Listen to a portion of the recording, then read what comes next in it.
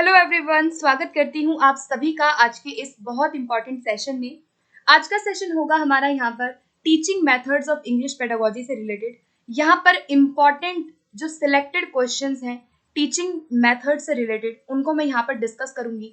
तो अगर आप रीड की तैयारी कर रहे हैं, अगर आप सीटेट की तैयारी कर रहे हैं, इसके अलावा किसी भी ऐसे स्टेट टेट की तैयारी कर रहे हैं जहाँ पर आपका इंग्लिश का पेडागोजी पूछा जाता है, तो ये वीडियो आप सबके लिए बिल्कुल इक्वल इंपॉर्टेंट होने वाला है। ठीक है, सो हम अपने सेशन को स्टार्ट करते हैं और हर क्वेश्चन के साथ मैं यहाँ पर डिटेल तरीके से हर एक मेथड के बारे में डिस्कस करूंगी। बेसिकली रीड के अंदर जितने भी एस्पिरेंट्स लैंग्वेज 1 की प्रिपरेशन कर रहे हैं, उन लोगों के लिए खास तौर पर ये वीडियो आज की इंपॉर्टेंट होने वाली है। सो वीडियो को पूरा जरूर देखिएगा, कहीं ना कहीं आपको चीज़ों की क्लैरिटी होगी एंड आपका एक रिविजन बहुत अच्छे से हो जाएगा। ठीक है, सो अब हम अपने सेशन को स्टार्ट करते हैं। एंड अगर आपको इसकी PDF चाहिए तो आप टेलीग्राम ग्रुप ज्वाइन कीजिएगा, वहां पर मैं नोट्स एंड पीडीएफ जो है वो शेयर करती हूँ। इसके अलावा आप मुझे इंस्टाग्राम पे फॉलो कर सकते हैं, सभी का लिंक आपको वीडियो के डिस्क्रिप्शन बॉक्स में और कमेंट सेक्शन में मिल जाएगा। ठीक है, तो चलिए अब हम अपने सेशन को फाइनली स्टार्ट करते हैं। आपको ध्यान से सिर्फ सुनना है और हर एक प्रश्न को समझना है। ठीक है, चलिए फर्स्ट क्वेश्चन हमारा आता है, इन विच मेथड लर्नर्स में translate the language in their first language. पहला क्वेश्चन है कि कौन सा ऐसा मेथड है जहां पर जो लर्नर्स हैं वो ट्रांसलेट करते हैं लैंग्वेज को अपनी किसमें, पहली भाषा में, अपनी पहली भाषा में। जब हम पहली भाषा की बात करते हैं तो इसका मतलब होता है कि उनकी जो मदर टंग है, ठीक है, उनकी जो मदर टंग है उसमें बच्चा ट्रांसलेट करते हुए भाषा को सीखता है। तो ये कौन से मेथड की विशेषता है? ये GTM मेथड की विशेषता है। तो ऑप्शन नंबर C इसका बिल्कुल राइट आंसर हमारा हो जाएगा। ठीक है, अब मैं ये सारे के सारे जो मेथड है इनके बारे में बेसिक बात आप लोगों से डिस्कस करना चाहूंगी, क्योंकि डिस्कस करना बहुत इंपॉर्टेंट होता है। सबसे पहले GTM मेथड के बारे में अगर मैं बताऊं तो सबसे ज्यादा पुराना मेथड है। मतलब अगर ओल्डेस्ट मेथड पूछा जाए, ओल्डेस्ट मेथड कौन सा है टीचिंग का, तो आपका GTM है, जो सन 1600 के करीब आया था। और ये ग्रीक, लैटिन, जो भी हमारी क्लासिकल लैंग्वेजेस होती हैं, ठीक है, क्लासिकल लैंग्वेजेस को टीच करने के लिए ये मेथड आया था। ठीक है, और यहाँ पर मदर टंग का प्रभाव बहुत ज्यादा होता है। यहाँ पर टारगेट लैंग्वेज में नहीं सिखाया जाता, वोकैबुलरी पे फोकस किया जाता है। यहाँ पर राइटिंग प्लस रीडिंग पे बहुत फोकस किया जाता है। इस मेथड की कमी ये है कि यहाँ पे बच्चा स्पीकिंग और लिसनिंग नहीं कर पाता, इसीलिए इस मेथड को हम बहुत अच्छा नहीं मानते हैं। ठीक है, इसके अलावा यहाँ पर ट्रांसलेट करके सिखाया जाता है, रूल पे इस पे फोकस रहता है, फॉर्म फोकस टीचिंग यहाँ पर की जाती है। डिडक्टिव तरीके से ग्रामर को कैसे पढ़ाया जाता है, डिडक्टिव यानी कि निगमन तरीके से ग्रामर को पढ़ाया जाता है। तो ये सारी कैरेक्टरिस्टिक्स किसकी है? ग्रामर ट्रांसलेशन मेथड की है, जिसे हम GTM भी कह देते हैं। इसके अलावा याद रखना, GTM मेथड जब आया तो इसकी कमियों को दूर करने के लिए कौन सा मेथड आया था? डायरेक्ट मेथड आया था। ठीक है, डायरेक्ट मेथड के बारे में ये याद रखना कि GTM के अपोजिशन में कौन सा मेथड आया था? डायरेक्ट आया था उसके बाद। और यहाँ पर टारगेट लैंग्वेज में ही हम सिखाते हैं, मदर टंग का यूज हम डायरेक्ट मेथड में नहीं करते हैं। डायरेक्ट मेथड को हम नेचुरल मेथड भी कहते हैं। ठीक है, तो ये सब आपको बातें याद रखनी है। ऑडियो लिंग्वल मेथड जो है इसे हम आर्मी मेथड भी कहते हैं। कौन सा मेथड कहते हैं? आर्मी मेथड कहते हैं ऑडियो लिंग्वल मेथड को। ऑडियो लिंग्वल जो है हमारे साइकोलॉजी में बिहेवियरिज्म पे बहुत ज्यादा फोकस करता है। ऑडियो लिंग्वल मेथड में बहुत ज्यादा ड्रिल करवाया जाता है। तो ये सब बातें आपको याद रखनी है। ठीक है, चलते हैं अगले क्वेश्चन की ओर। जैसे जैसे गाइज हम लोग क्वेश्चन करेंगे तो मैं बार बार ये आपसे डिस्कस कर लूंगी, तो आपको सारे मेथड ना आज के सेशन में याद हो जाएंगे। ठीक है, तो नेक्स्ट क्वेश्चन की ओर अब हम बढ़ते हैं। सेकेंड क्वेश्चन आता है कि which method focuses on telling the meaning of words through actions और डेमोन्स्ट्रेशन ऑफ रियल ऑब्जेक्ट्स। कौन सा मेथड है जो फोकस करता है, जहां पर टीचर मीनिंग बताती है शब्दों का थ्रू एक्शंस या फिर रियल ऑब्जेक्ट्स को दिखा करके? कौन से मेथड की कैरेक्टरिस्टिक है? तो यहाँ पर जो सही आंसर इसका हमारा होगा वो बनेगा ऑप्शन नंबर A। ये डायरेक्ट मेथड की कैरेक्टरिस्टिक है। मैंने जैसे कि बोला कि यहाँ पर हम टारगेट लैंग्वेज में टीच करते हैं, मदर टंग को हम यहाँ यूज नहीं करते हैं। यहाँ पर जो स्पीच है, स्पीच पे बहुत फोकस किया जाता है, ओरल पे फोकस ज्यादा किया जाता है।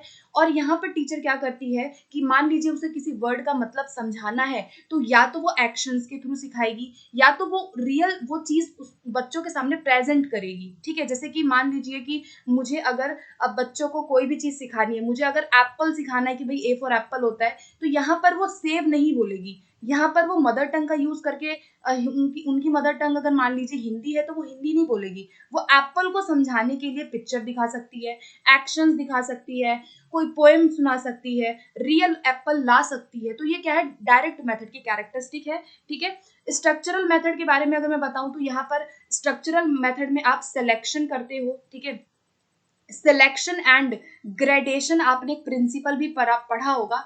तो सिलेक्शन एंड ग्रेडेशन जो है वो आपका स्ट्रक्चरल मेथड की कैरेक्टरिस्टिक होती है।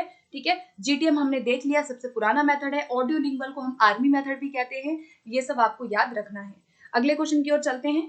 विच method is also known as army method? अभी अभी डिस्कस किया मैंने आपसे, तो आई होप अब आप इसको पहचान गए होंगे। आर्मी मेथड कौन से मेथड को कहा जाता है भाई? तो ये होगा हमारा ऑडियो लिंगुअल मेथड। ठीक है, इसे हम ओरल मेथड भी कहते हैं। ठीक है, ओरल मेथड भी इसे हम कहते हैं, क्योंकि यहाँ पर इस वाले ओरल का मतलब होता है सुनना।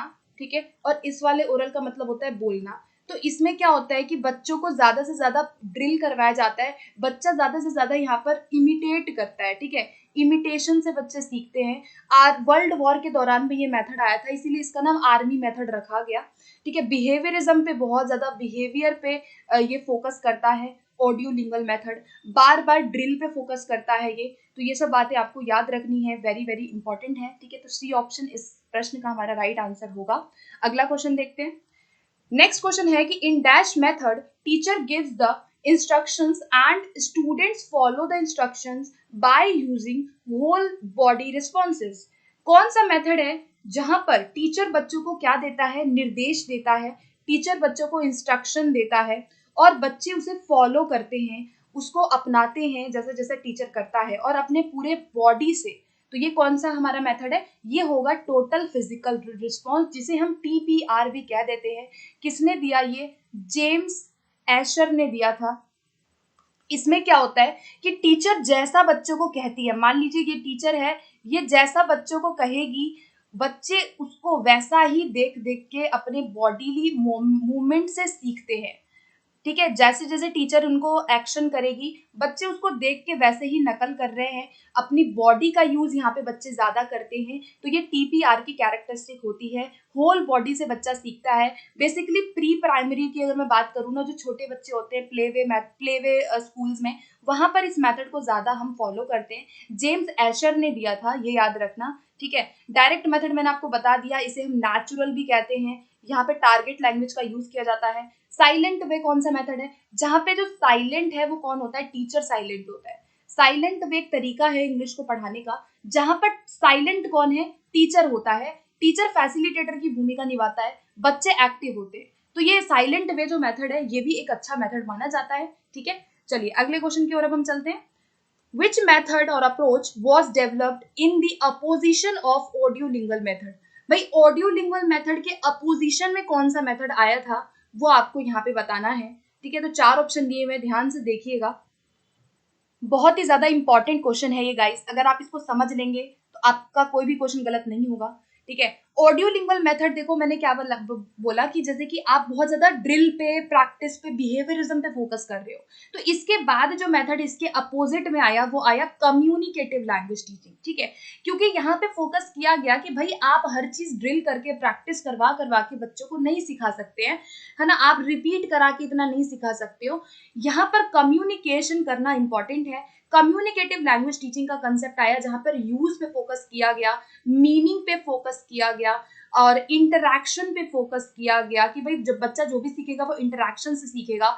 यहाँ पर अब बच्चा जो भी सीखेगा वो फंक्शनल तरीके से सीखेगा। ठीक है, फंक्शन पे फोकस किया जाता है। यहाँ पर बच्चा यूज कर रहा है, तो यहाँ पर इसके ऑडियो लिंगुअल के अपोजिशन में कौन सा मेथड आया? आपका कम्युनिकेटिव आया। ठीक है, बाकी बाइलिंगुअल मेथड याद रखना किसने दिया? सीजे डॉडसन ने दिया, ये आ चुका है आपके एग्जाम में। सीजे डॉडसन ने बाइलिंगुअल मेथड दिया, जिसमें आप क्या करते हो, टारगेट लैंग्वेज प्लस आपका जो मदर टंग है, इन दोनों से आप यहाँ पे बाइलिंगुअल तरीके से पढ़ाते हो। लेकिन जो मदर टंग है वो कौन यूज करता है वहां पे? मदर टंग का यूज ओनली टीचर करता है बाइलिंगुअल मेथड में। जहां उसे जरूरत होती है तब वो मदर टंग में वो चीज सिखा देता है। तो ये सब आपको याद रखना है चारों मेथड्स के बारे में, ठीक है। चलिए, तो यहाँ हमारा राइट आंसर क्या बना? ऑप्शन नंबर डी बना। अगला क्वेश्चन है, which approach was influenced by Stephen Krashen's theory of second language acquisition? कौन सा अप्रोच यहाँ पे हुआ था? ये भी आपके एग्जाम में आ चुका है पहले, ठीक है।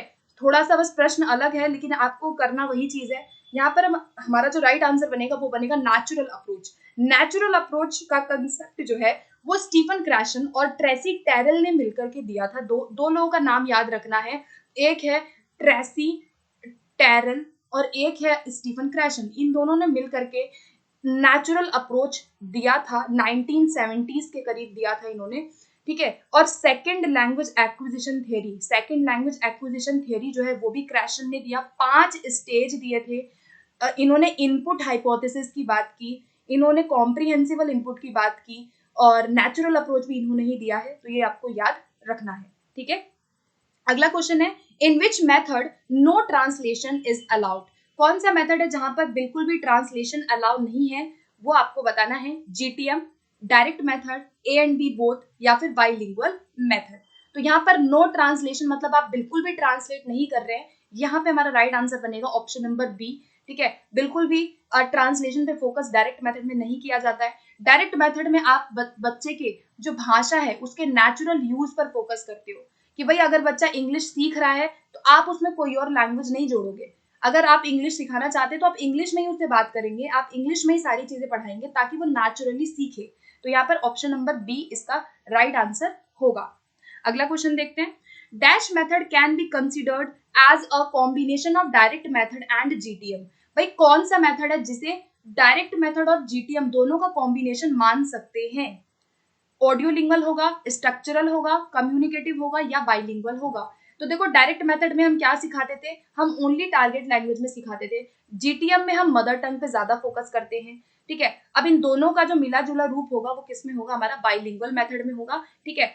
डायरेक्ट मेथड के बाद कौन सा मेथड आया था? डायरेक्ट मेथड के बाद बाइलिंगुअल मेथड आया था, जो कि सीजे डॉटसन ने दिया, ठीक है। डॉटसन ने बोला कि भाई आप जहां जरूरत है वहां पे आप मदर टंग भी यूज करेंगे, ठीक है। तो मदर टंग का यूज टीचर तब करता है जब उसको जरूरत हो, जब उसे लगे कि हर वक्त नहीं करेगा। जब मान लीजिए कोई वर्ड का मीनिंग बच्चों को नहीं आ रहा तो वो मदर टंग का यूज करके पढ़ाता है, ठीक है। तो यहाँ पे डी आंसर हमारा हो जाएगा।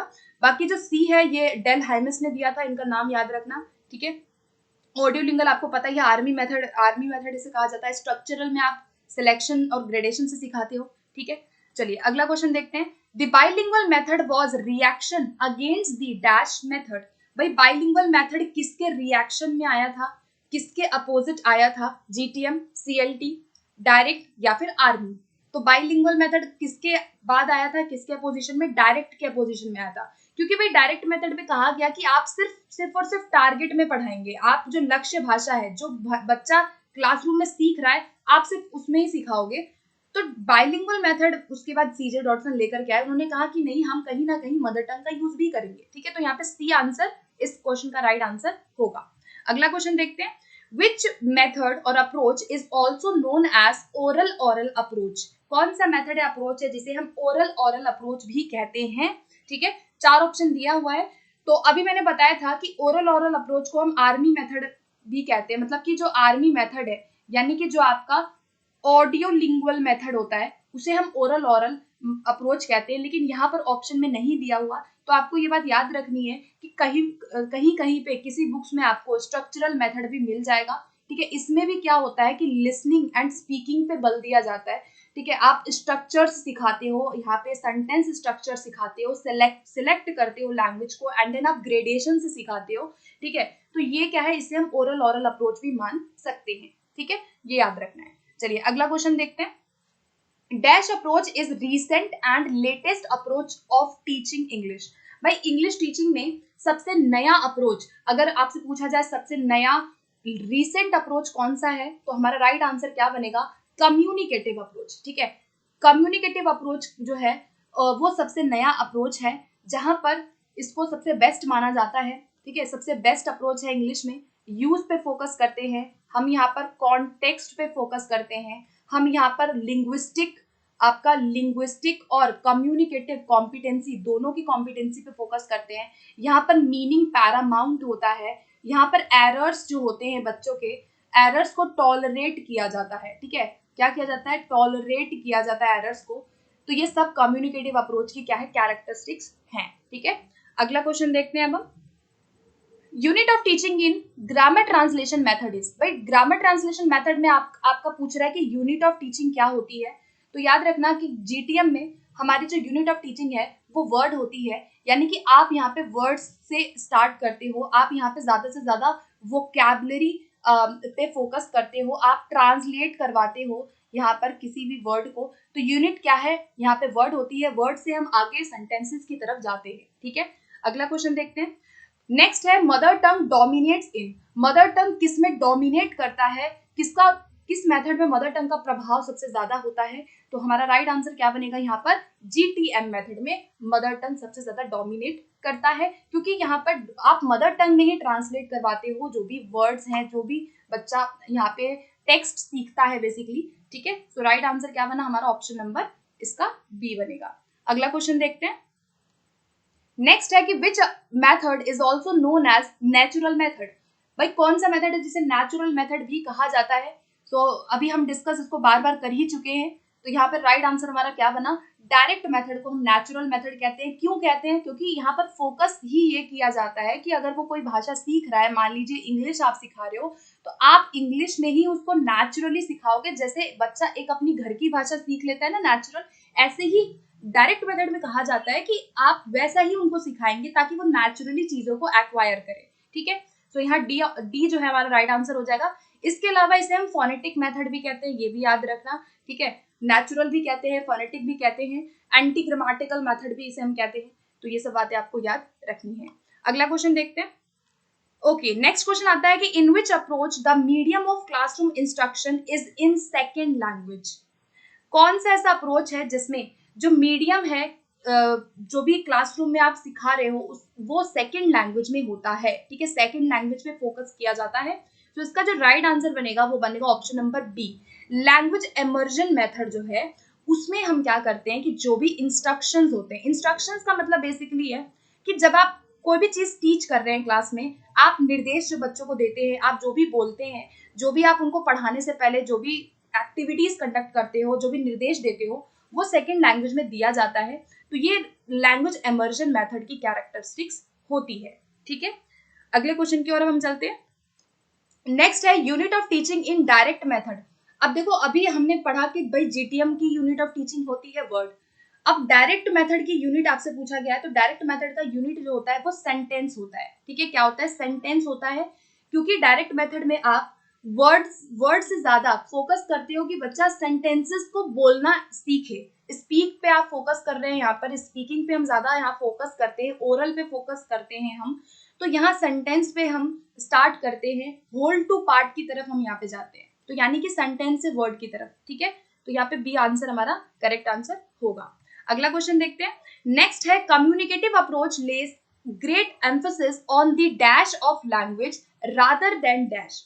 जो कम्युनिकेटिव अप्रोच है वो किस पे ज्यादा प्रभाव डालता है किसके मुकाबले? ठीक है, सो इंपॉर्टेंट क्वेश्चन है। कम्युनिकेटिव अप्रोच जो होता है, पहली बात याद रखिएगा कि इसका जो सबसे ज्यादा एम्फोसिस है वो यूज पर होता है रादर देन फॉर्म पे। ठीक है, तो यहाँ पे बी हमारा राइट आंसर हो जाएगा। यूज पे फोकस आप करते हो, फॉर्म पे फोकस हम नहीं करते हैं। मतलब कि आप फॉर्मेशन पे, स्ट्रक्चर पे फोकस जो है, स्ट्रक्चर्स पे फोकस आप नहीं करते हो यहाँ पे। ठीक है, क्योंकि यूज इंपॉर्टेंट है, बच्चे का मीनिंग इंपॉर्टेंट होता है। तो यहाँ पे बी ऑप्शन जो है वो हमारा राइट आंसर हो जाएगा। अगला क्वेश्चन देखते हैं।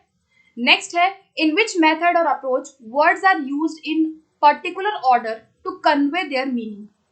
अब आपको बताना है यहाँ पर कि कौन सा ऐसा मेथड या कौन सा अप्रोच है जहाँ पे वर्ड्स को हम पर्टिकुलर ऑर्डर में सिखाते हैं ताकि उनके मीनिंग को कन्वे किया जाए। सिचुएशनल अप्रोच होगा, स्ट्रक्चरल है, कम्युनिकेटिव है या डायरेक्ट है? तो यहाँ पर जो राइट आंसर बना हमारा वो बनेगा ऑप्शन नंबर बी। ये स्ट्रक्चरल मेथड की या स्ट्रक्चरल अप्रोच की कैरेक्टरिस्टिक है जहां पर आप क्या करते हो, सिलेक्शन एंड ग्रेडेशन से सिखाते हो। ठीक है, ग्रेडेशन से सिखाते हो। सिलेक्शन मतलब आप पहले ये सिलेक्ट करो कि आपको क्या पढ़ाना है, आपको क्या पढ़ाना है, आप क्या चीज सिखाना चाह रहे हैं। ग्रेडेशन का मतलब है कि आप उनको उनकी सिंप्लिसिटी के आधार पे, यानी कि इजी टू डिफिकल्ट, उसके बाद आप कंक्रीट टू एब्स्ट्रैक्ट ले जा सकते हैं, आप नोन टू अननोन की तरफ जाएंगे। तो ग्रेडेशन है कि आप कितने कितने इजी से कितने मुश्किल की तरफ आप ले जा रहे हैं। ठीक है, तो ये आपका स्ट्रक्चरल अप्रोच के अंदर आता है, सिलेक्शन एंड ग्रेडेशन। यहाँ पर हम ये देखते हैं कि जो वर्ड्स हैं उन्हें हमें कैसे सिखाना है, एक ऑर्डर से कैसे सिखाना है। यानी कि जब हम ऑर्डर की बात करते हैं तो यहाँ पर हमारा मतलब है ग्रेडेशन से। ठीक है, तो ये किसकी कैरेक्टरिस्टिक्स थी, हमारी स्ट्रक्चरल अप्रोच की कैरेक्टरिस्टिक है। ठीक है, सिचुएशनल अप्रोच क्या होता है, सिचुएशन से सिखाते हो, मतलब कि आप रियल सिचुएशन क्रिएट करते हो। अगर आपको कोई चीज सिखाना है, मान लीजिए आपको इंग्लिश के अंदर कोई भी ऐसा कंसेप्ट है, कोई चैप्टर है, तो आप रियल सिचुएशन को वहां पे क्रिएट करते हैं, सिमुलेशन एक्टिविटी से आप सिखाते हैं। ठीक है, तो यहाँ पे बी आंसर हमारा करेक्ट हो जाएगा इस प्रश्न के लिए। अगला क्वेश्चन देखते हैं अब हम। नेक्स्ट क्वेश्चन है आज का हमारा, ये लास्ट क्वेश्चन होगा। ठीक है, लास्ट क्वेश्चन है कि in which method grammar is taught inductively rather than deductively. कौन सा मेथड है जहां पर ग्रामर को इंडक्टिव यानी आगमन तरीके से पढ़ाया जाता है, ना कि निगमन तरीके से। ठीक है, तो आगमन तरीका क्या होता है, जब हम एग्जाम्पल टू रूल की तरफ जाते हैं, जब हम स्पेसिफिक टू जनरल की तरफ जाते हैं। तो ये जो आगमन तरीका है ये किस में होगा, हमारा डायरेक्ट मेथड में होता है। निगमन तरीका क्या है कि आपने रूल पहले सिखाया, फिर आप एग्जाम्पल सिखा रहे हैं बच्चों को, तो ये आप जीटीएम में करते हो। लेकिन डायरेक्ट में हम क्या करते हैं कि हम पहले बच्चों को यूज पे फोकस कर रहे हैं, हम एग्जाम्पल पे फोकस करते हैं, उसके बाद हम उनको रूल की तरफ ले जाते हैं। तो ये डायरेक्ट मेथड की कैरेक्टरिस्टिक यहाँ पर हो जाएगी। तो ऑप्शन नंबर बी जो है वो इसका राइट आंसर होगा। ओके, सो गाइज ये थे हमारे आज के कुल आई थिंक 20 क्वेश्चन जिसे हमने डिस्कस किया। एंड आई होप कि आपको इस सेशन से काफी सारी चीजें क्लियर हुई होंगी। तो अभी सेशन को एंड करते हैं, और अगर आप पहली बार चैनल पर हैं तो आप चैनल को सब्सक्राइब कर सकते हैं इस तरह की और वीडियोस के लिए जो भी मैं आगे लाती रहूंगी। एंड सेशन कैसा लगा ये जरूर बताइएगा। ठीक है, सो फिर मिलते हैं अगले सेशन में। Thank you.